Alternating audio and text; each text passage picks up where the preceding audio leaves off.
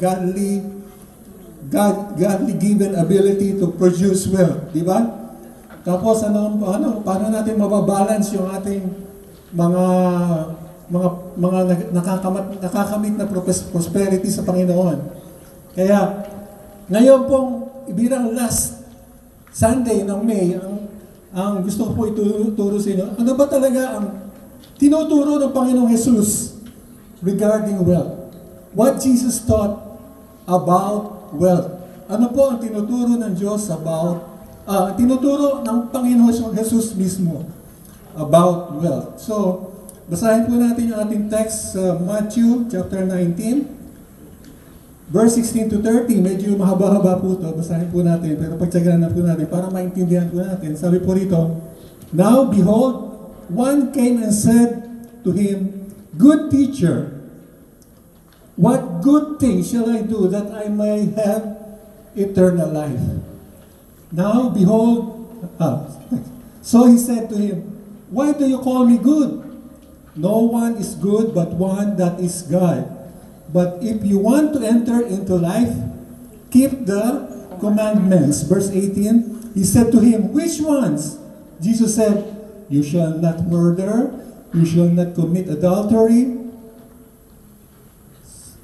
you shall not steal, you shall not bear false witness, you honor your father and your mother, and you shall love your neighbor as yourself."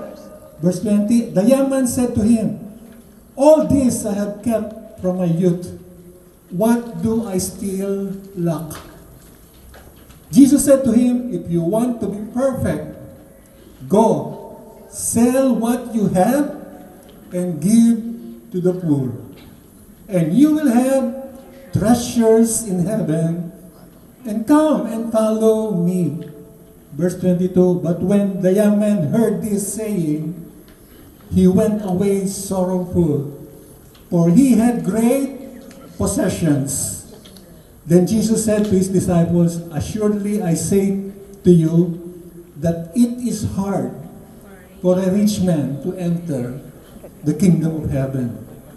Verse 24, "And again I say to you, it is easier for a camel to go through the eye of the needle than for a rich man to enter the kingdom of God." Verse 25, "And when his disciples heard this, they were greatly astonished, saying, Who then can be saved?" And 26, Jesus looked at them and said, "With men, this is impossible, but with God, all things are possible."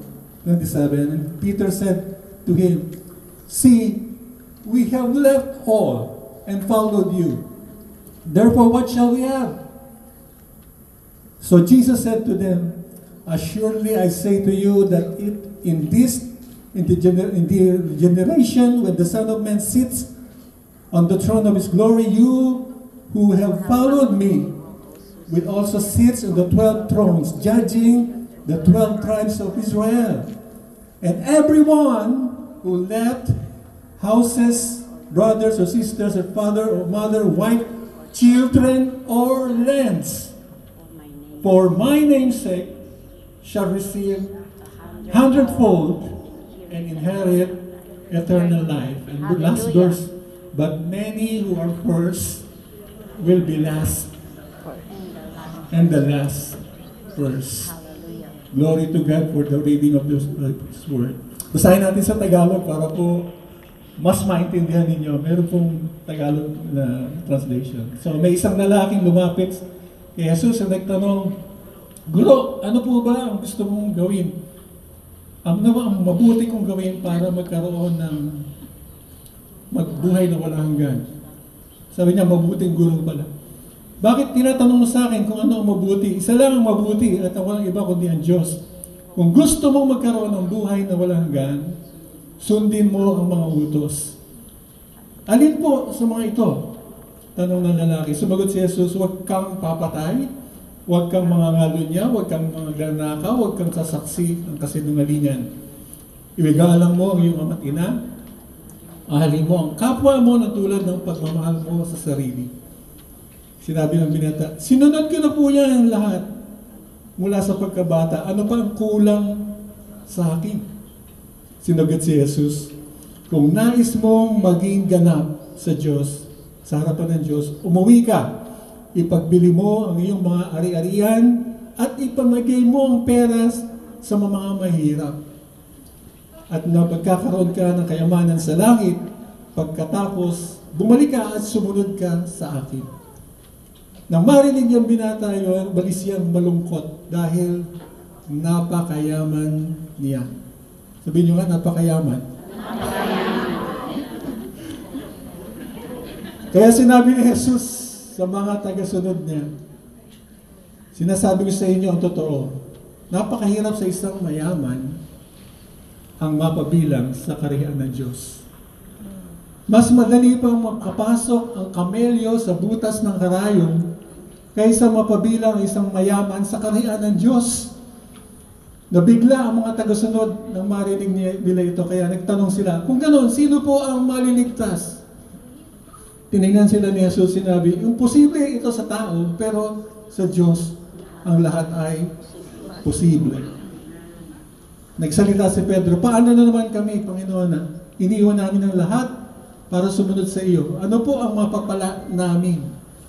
Sumagot si Jesus, sinabi ko sa inyo, ang totoo, darating ang araw na babaguhin ng Diyos ang mundo, at ang ako, ang anak ng tao, ay upo sa trono, at kayong mga tagasunod ko ay upo rin sa 12 trono upang husgahan ang 12 lahi ng Israel. At ang sino man, sabihin natin sino man, whoever, sino mang iiwan ng bahay, iwanan ng bahay, mga kapatid, magulang, mga anak, o lupa, ibig sabihin ng lupa, kayamanan, ha? Dahil sa akin, ay tatanggap ng mas marami pa kaysa sa kanyang iniwan. Amen? Mas marami pa pero sa kanyang iniwan. At tatanggapin din niya ang buhay na walang hanggan. Marami ang dakila ngayon ay magiging hamak, at maraming hamak ngayon ay magiging dakila. Sa ibang translation, marami ang nauna na mahuli, pero ang mga nahuli ay nauna. Amen. Alam niyo po kung mayroong nagtuturo sa Biblia ng mga turo na napaka-radikal. Ibig sabihin, radikal ay yung grabing pagtuturo na sabihin natin sobra sa standard, wala pong iba kundi ang Panginoong Jesus. Amen? Lahat po ng katuruan ng Panginoong Jesus ay radical. Ibig sabihin, radical hindi nakakamangha sa tao. Bagamat ang kaligtasan, ginawang madali ng Panginoong Jesus, pero po ang pabumuhay bilang Kristiyano ay radical ang turo ng Panginoong Jesus. Amen? Dito sa pangyayari nito, makita natin may isang napakayamang kabataan lumapit sa Panginoon. At itong mayaman na ito ay very religious. Kung makikita natin, sabi niya, nasunod ko na yung mga commandments na yan, lahat ng mga kautusan na yan, ginagawa ko mula pa ako bata. Kasi lumapit siya sa Panginoon, nagtanong siya, di ba? Paano po ako magkakaroon ng buhay na walang hanggan? Ibig sabihin, kahit siya ay may relihiyon na, meron na siyang kabutihan. Kumbaga sabihin natin sa standard ng mundo, masyado siyang mabait. No? Pwede na siyang maligtas, kumbaga, dahil nasunod niya na lahat ng utos. Pero sa harapan ng Panginoong Yesus, hindi pa rin siya kumpleto. Kaya sabi ng Panginoong Yesus sa kanya, kung gusto mo maging ganap, ano sabi sa kanya? Umuwi ka, ibenta mo lahat ng kayamanan mo, at ipamigay mo, pamahagi mo sa mahirap ang mga pagbebentahan ng kayamanan mo, at bumalik ka sa akin at sumunod ka sa akin. Nung marinig ng mayaman yun, ano nangyari? Nalungkot siya. Dahil sobra ang kayamanan niya. At ano sabi ng Panginoong Yesus? Sabi ko sa inyo, napakahirap sa isang mayaman ang makapasok sa kariyan ng langit. Mas madali pa ang isang elepante. Sa Tagalog, wala po kasing camel dito sa Pilipinas, kaya elepante. No? Sabi sa original, cameo, no? Camel. Pero sa atin, elepante. So, halos magasin laki, di ba? Mas mahirap, mas madali pa sa elepante ang pumasok sa butas ng karayom. Gano'n po ba kalit ang butas ng karayom? Kung yung nga sinulit, di mo may pasok, elepante ba? Di ba? Di ba sa atin nahirapan magsuot ng sinulit sa karayom? Eh yung elepante, papapasukin mo sa karayom. Pero sabi niya, madali pong gawin yun kaysa ang mayaman ay pumasok sa kaharian ng Diyos sa langit. Biro nyo, napaka-radical. Alam nyo, sa lahat ng bahagi ng buhay ng tao, radical ang teaching ng Panginoon. Tingnan nyo about sa adultery. Di ba sabi ng Panginoong Jesus sa kabataan, huwag kang mag-commit ng adultery, no?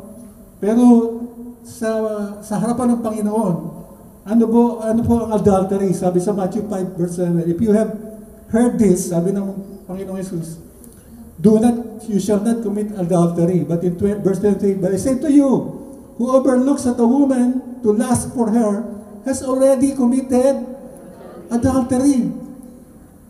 Sinasabi sa inyo na huwag kayong mangangalo niya. Pero sabi ko sa inyo, sabi ng Panginoon, tumingin ka lang sa babae na may pagnanasa. Nag-commit ka na ng adultery sa puso mo. Biro nyo, wala ka pang ginagawa. Nag-isip ka lang. Amen?